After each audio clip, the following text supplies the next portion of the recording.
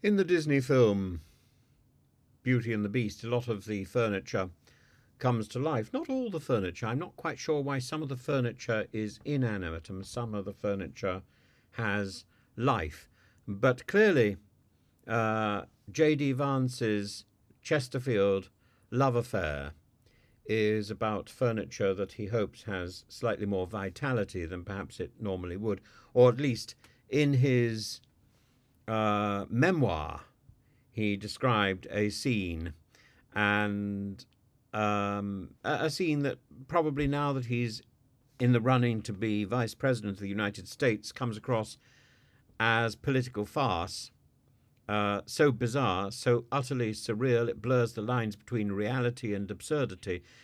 It's the story where the American dream, or the American wet dream, meets the confines of a Chesterfield sofa, where the rags to riches narrative takes an unexpected detour into the realm of furniture erotica.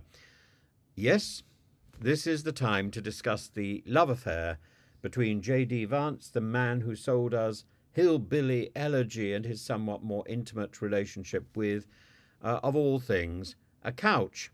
And the details of this can be found in the pages of the Hillbilly Elegy from page 179 to 181. But I don't want this to sound like some sort of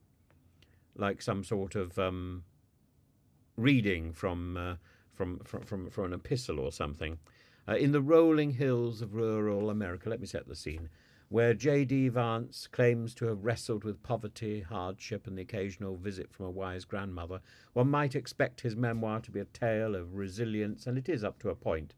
But within the pages of the Hillbilly Elegy, somewhere between the solemn reflections on the plight of the American working class, lies an anecdote that would make even the most stoic readers do a double take. Vance didn't just wrestle with poverty. No, he found himself entangled in a far more personal struggle, a struggle with his own libido, uh, a, um, a latex glove, and the unforgiving upholstery of a Chesterfield sofa. Now, I don't want to shame anyone particularly, but this is something.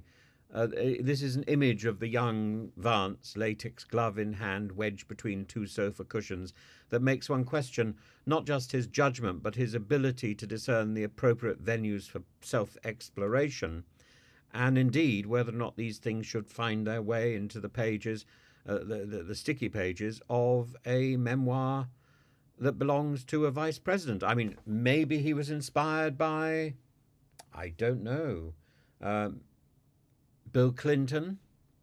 Maybe he has an interest in the fireplaces of Adams or somebody, or maybe he's particularly interested in sofa. Maybe it was a pragmatic choice. Maybe it's the only sofa available.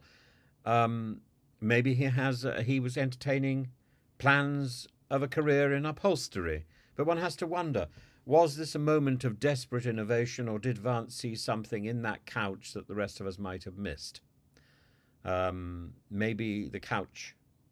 Maybe the couch was. There's so many terms for that piece of furniture: couch, a settee, a sofa, a divan. A divan was originally a meeting in Persia, and the people who were meeting would sit around the sides of the meeting chamber and lie on what we now call divans.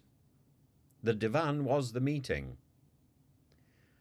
Um, some might call this thing a Chesterfield, a symbol of classical elegance and timeless comfort, but for J.D. Vance, it's a more a silent confidant, a comfy cushion, an enveloping companion in the lonely hours of adolescence.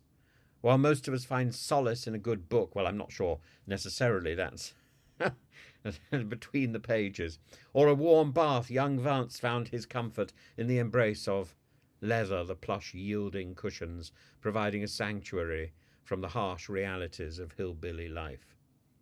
And who are we to judge, after all?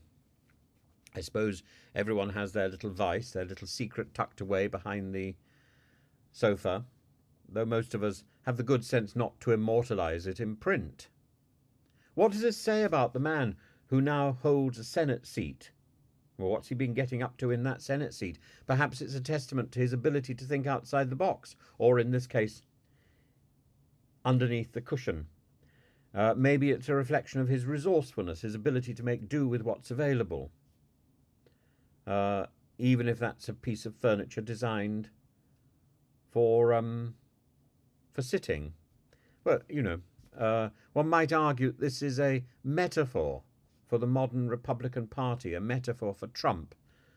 A bit of a stretch, uncomfortable, squeaky, lacking in dignity. And let's not forget the obvious parallel with another political leader closer to home, whose own dalliance on the sofa, Boris Johnson's famous stained sofa, became a symbol of his tenure and the need for a serious, deep clean. But where Boris left behind a physical stain, a mark on the fabric of the nation, Vance's interaction is of a different kind, a mark on the very concept of political decorum, hand in glove, so to speak, with Mr. Trump. Boris may have left behind an unfortunate imprint, an unfortunate remnant of his personality, but Vance has left us an image that is impossible to unsee. A man so intimate with his furniture that one wonders if he'll be passing legislation to protect the rights of lovelorn couches across the nation. Will the legs of the sofa again be enveloped in velvety tassels?